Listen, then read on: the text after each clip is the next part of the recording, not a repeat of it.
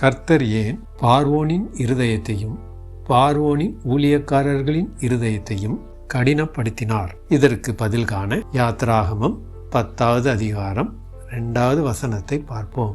நான் எகிப்திலே நடப்பித்ததையும் நான் அவர்களுக்கு செய்த என் அடையாளங்களையும் உன் பிள்ளைகளின் செவிகள் கேட்கவும் உன் பிள்ளைகளுடைய பிள்ளைகளின் செவிகள் கேட்கவும் விவரித்து சொல்லும்படிக்கும் நானே கர்த்தர் என்பதை நீங்கள் அறியும்படிக்கும் நான் அவன் இருதயத்தையும் அவன் ஊழியக்காரன் இருதயத்தையும் கடினப்படுத்தினேன் என்றார். இதிலிருந்து நாம் தெரிந்து கொள்வது என்னவென்றால், இஸ்ரவேலர்களும் இஸ்ரவேலின் பிள்ளைகளும் பிள்ளைகளின் பிள்ளைகளும், அதாவது பேரப்பிள்ளைகளும் அவர்களுடைய தேவனே மெய்யான கர்த்தர் என அறியும்படி விவரித்து சொல்வதற்காகவே கர்த்தர் பார்வோனின் இருதயத்தையும் பார்வோனின் ஊழியக்காரர் இருதயத்தையும் கடினப்படுத்தினார் என்று அறிகிறோம்.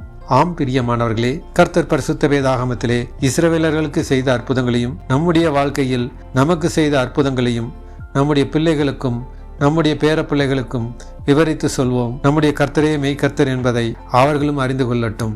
ஆமேன்.